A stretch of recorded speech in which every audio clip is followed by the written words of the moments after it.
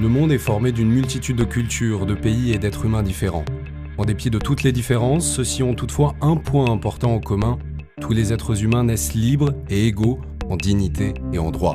Tel est le libellé du premier article de la Déclaration universelle des droits de l'homme, en date du 10 décembre 1948.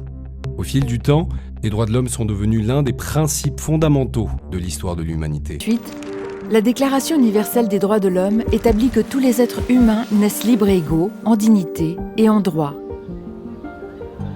Aujourd'hui, ces principes sont autant d'actualité qu'ils ne l'étaient hier. Notre humanité commune est enracinée dans ces valeurs. Mais la vision qu'elle porte doit encore être pleinement réalisée. Les valeurs humaines sont attaquées. Inégalité, pauvreté, racisme, conflit, changement climatique. Nous devons résister et défendre nos droits et ceux des autres.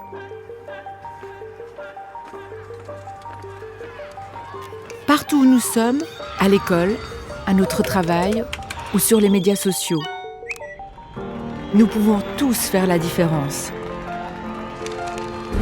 Chaque jour, partout dans le monde, défendons les droits de l'homme et notre humanité commune.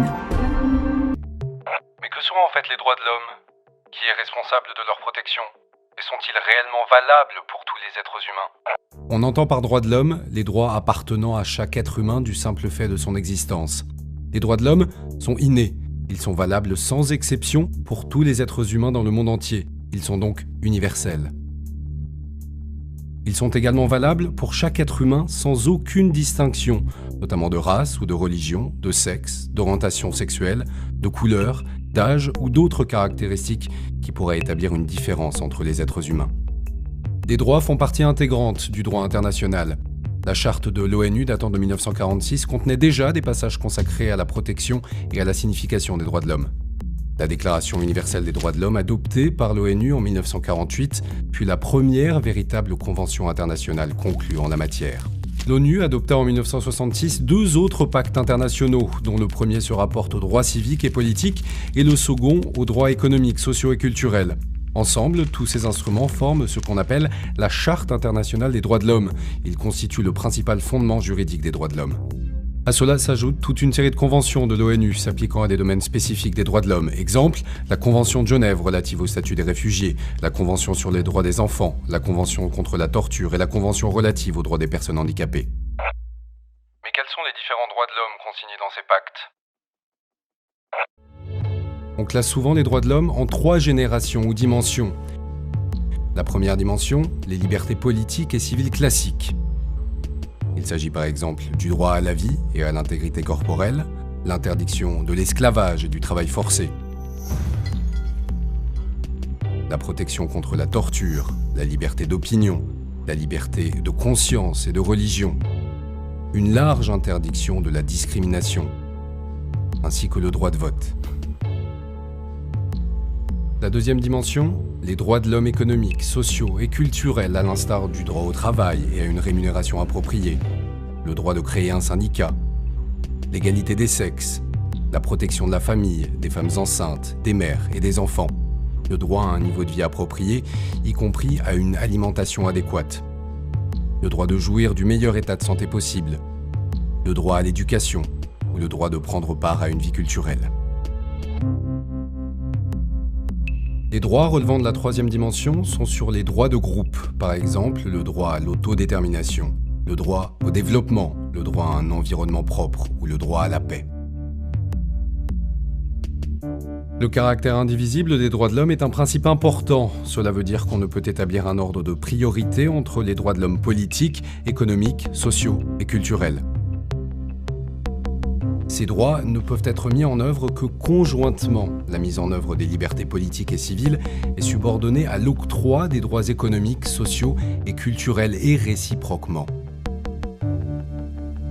Et qui s'occupe en fait de l'application et du respect des droits de l'homme? Ce sont les États qui sont les premiers responsables de l'octroi des droits de l'homme. Ils ont le devoir de s'abstenir de commettre des violations des droits de l'homme. Ils sont tenus de les protéger contre les atteintes perpétrées par des tiers. De plus, ils doivent créer les conditions permettant l'entière mise en œuvre des droits de l'homme, là où ces conditions font encore défaut. Le principal organe de l'ONU compétent en la matière est le Conseil des droits de l'homme, un groupe de 47 États basé à Genève. Il procède à un contrôle régulier de la situation des droits de l'homme dans l'ensemble des pays membres de l'ONU. Il peut également dépêcher des experts indépendants, rapporteurs spéciaux, dans certains pays. Une critique souvent formulée, nombre d'États siégeant au Conseil des droits de l'homme ne les respectent pas eux-mêmes. Le Conseil de sécurité concentre son action sur la protection des droits de l'homme en temps de guerre et de conflit. Il se mobilise, par exemple, contre le recrutement d'enfants soldats. La haut-commissaire aux droits de l'homme est chargée de coordonner l'action en faveur des droits de l'homme dans le système onusien. Elle possède de nombreux bureaux nationaux dans le monde entier et peut détacher des experts des droits de l'homme dans les opérations de maintien de paix de l'ONU.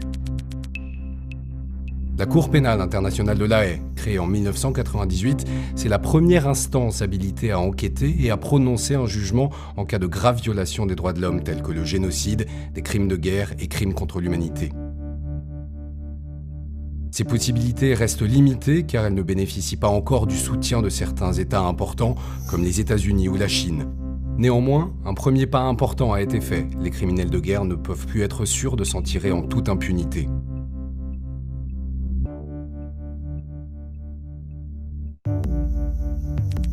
À côté des institutions onusiennes de dimension mondiale, on citera plusieurs accords et institutions à l'échelle régionale.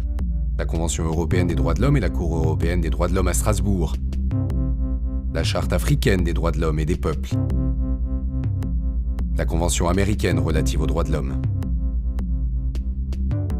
Un rôle particulièrement important revient à la société civile. Des organisations non gouvernementales comme Amnesty International ou Human Rights Watch surveillent le respect des droits de l'homme et signalent les cas de violation dans le monde entier.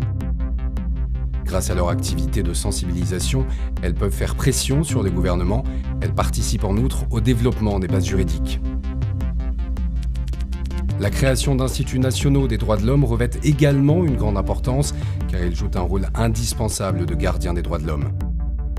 Mais il est aussi une évidence qu'aucune personne n'accepte d'être torturée ou discriminée en raison de la couleur de sa peau ou de sa religion. Toute personne souhaite pouvoir exprimer librement son opinion sans avoir peur d'être persécutée. Toute personne souhaite pouvoir vivre dans la dignité, posséder un toit et ne pas craindre de souffrir de la faim ou de la soif. Voilà tout ce qu'englobe l'idée d'universalité des droits de l'homme.